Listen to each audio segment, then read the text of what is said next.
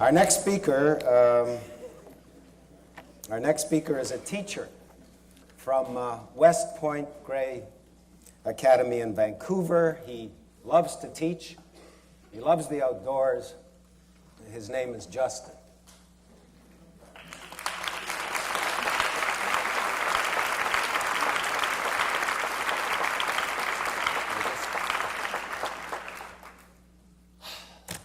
Wow.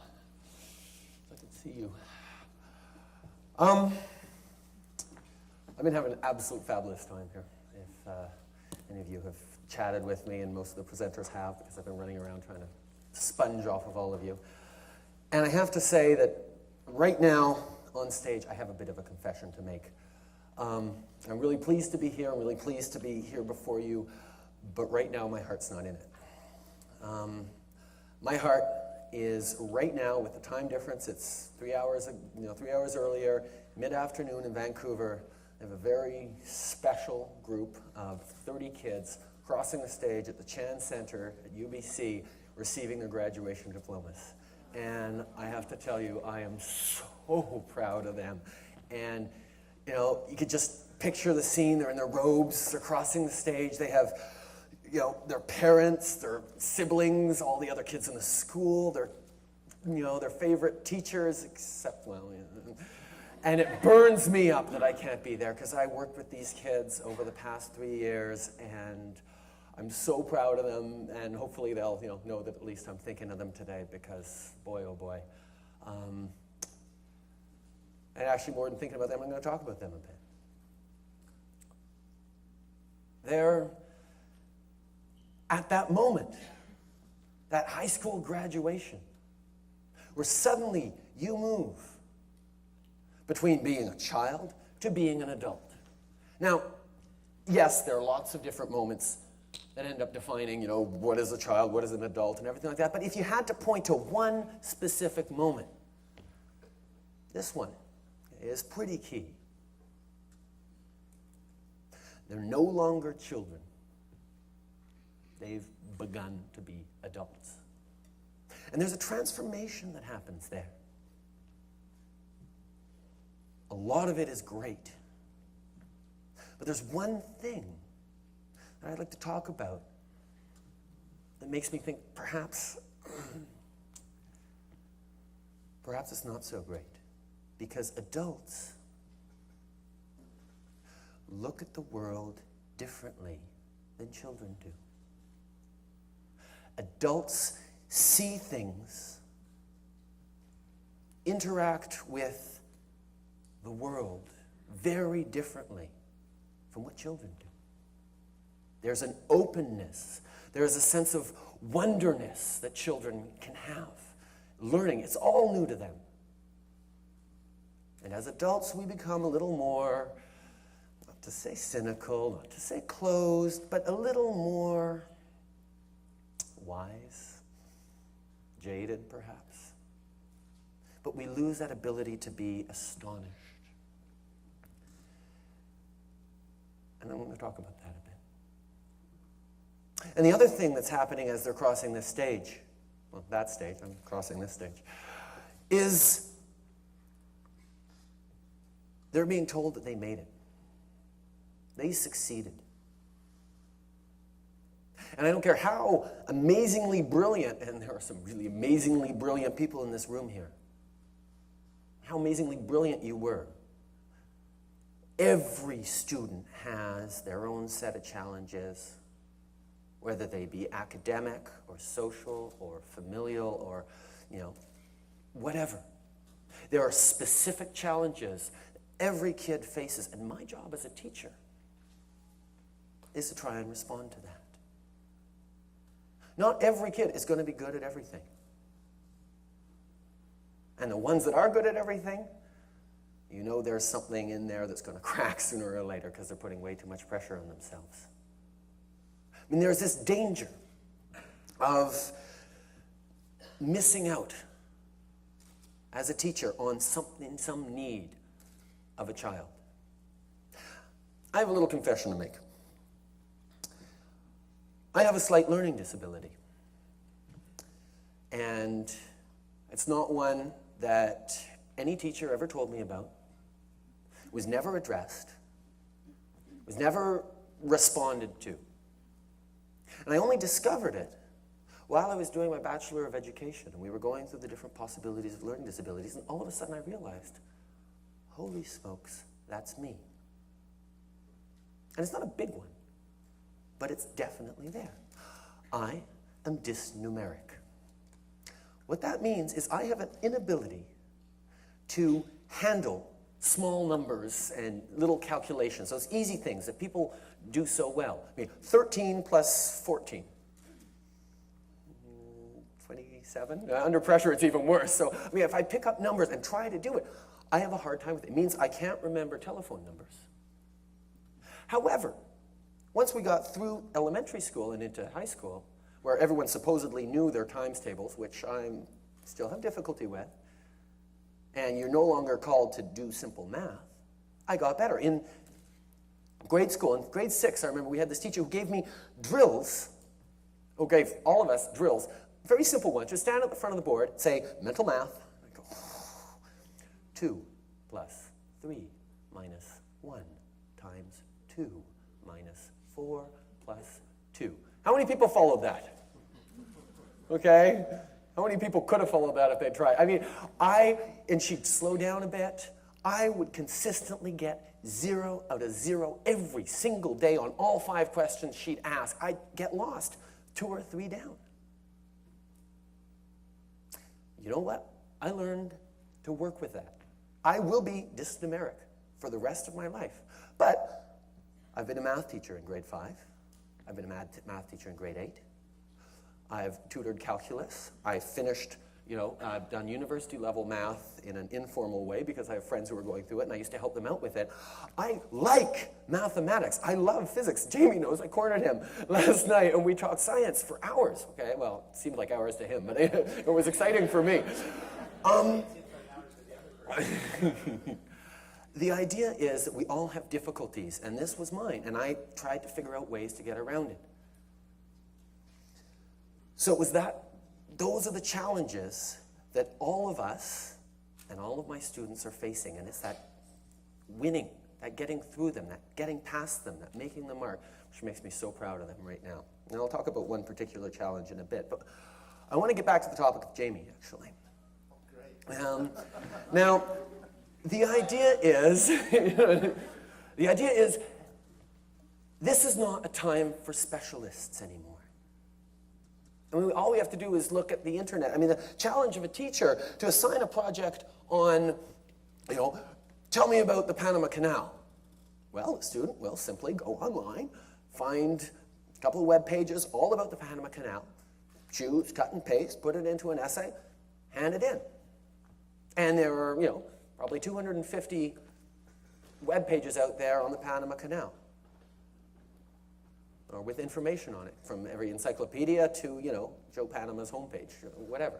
I mean, this idea, there's a tremendous amount of information, and yes, filtering it is hard, but they will find the right information. So we actually have a hard time assigning projects like that anymore. There has to be a shift.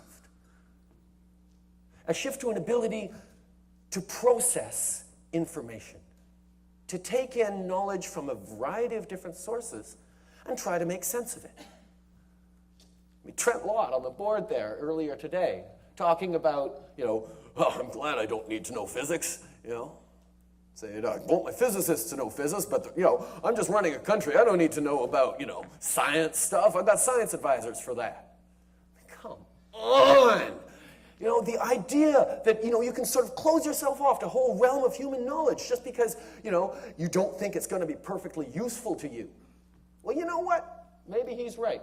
Maybe it was never going to be perfectly useful to him because, he was designed to be nothing more than, what he is. Sorry, I'll be nice about that. But our students, they're going to be a million different things throughout their lives. They're going to be facing challenges that we have no idea even how to describe now. And we have no comprehension of how to solve these challenges. I mean, a lot of the challenges we've left for them. Environmental, political, structural.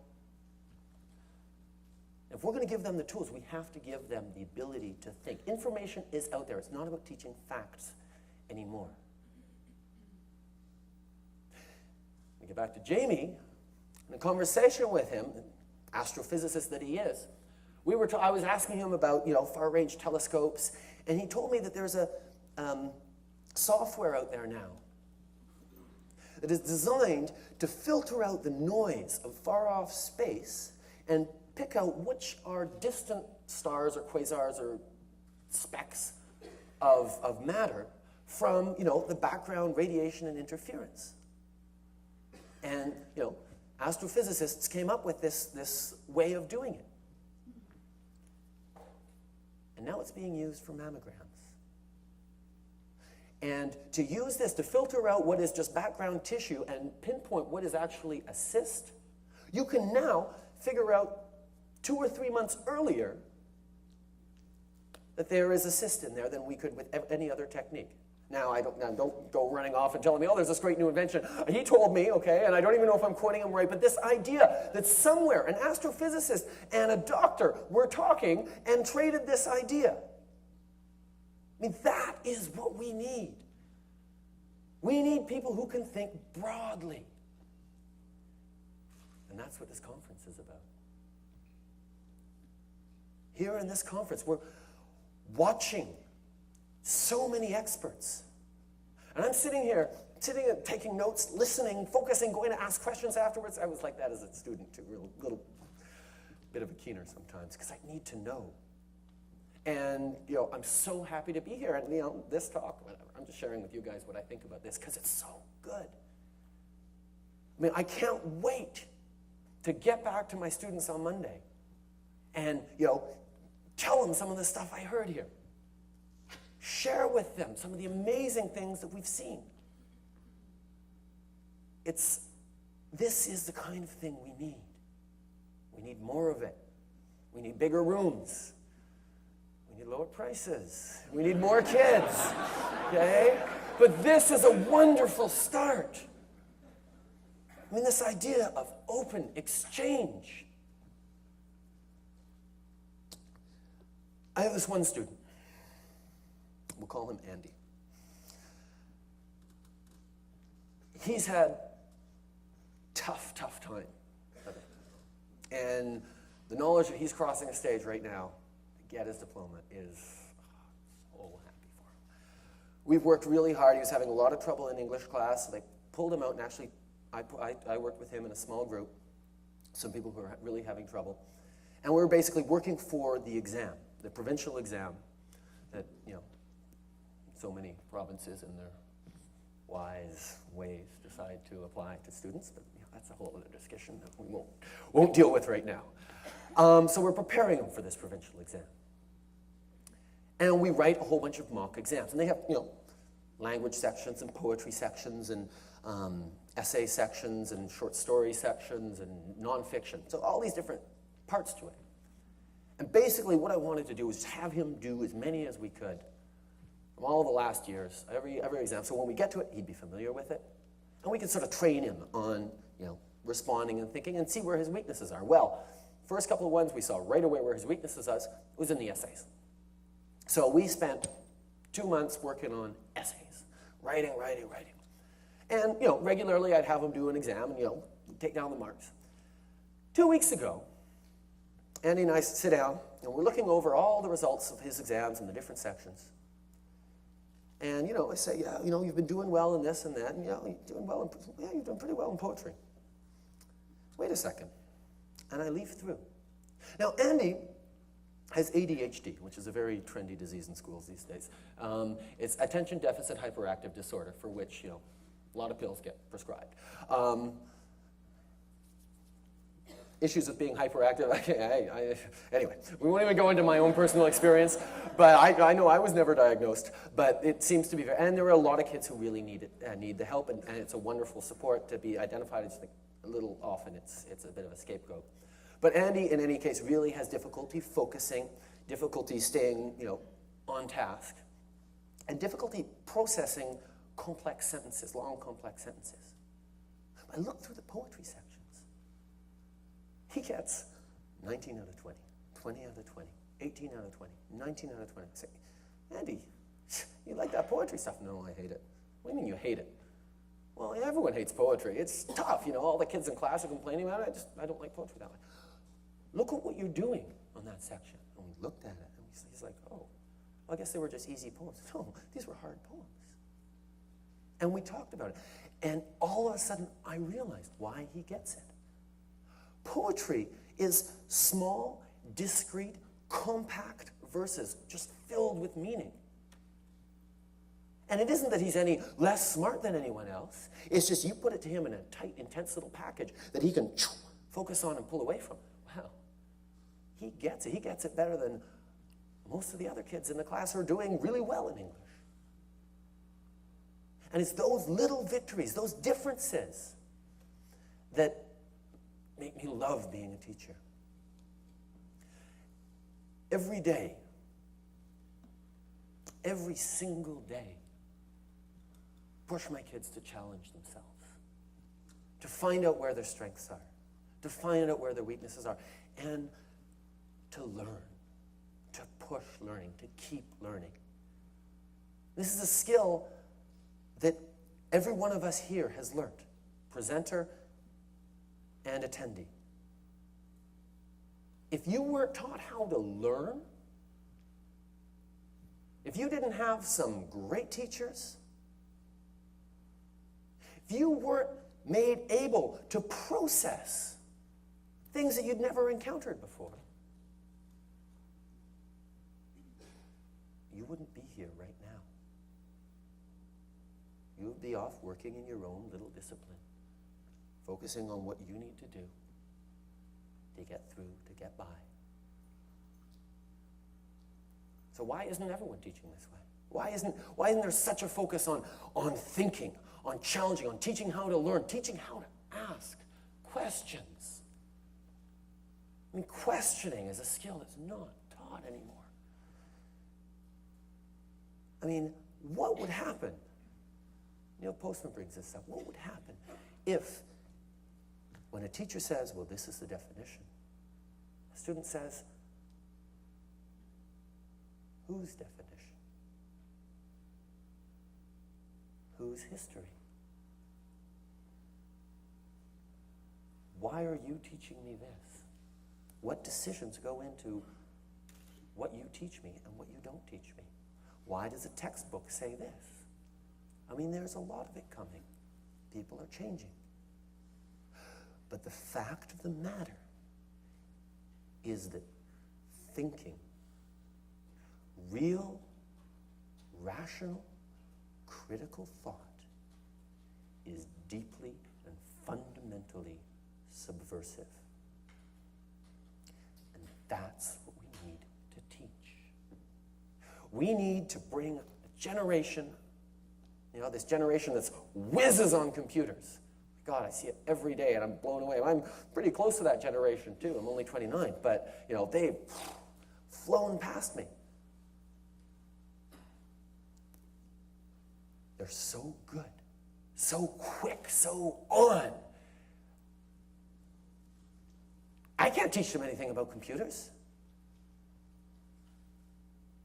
but I can teach them to think, to make decisions about what is important, what is not important, what might be true, what might be a lie, why someone might be saying this. Teaching them to ask the tough questions of media, of corporations, of industry. Not attack authority, but investigate it. Understand it. Get out there and try and see if maybe this old world that we live in, because it is. The new world is this world of computers, that internet, and it's the 14-year-olds, the 22-year-olds, a large echo generation. What they're doing, that's what we have to focus on. So to wrap up,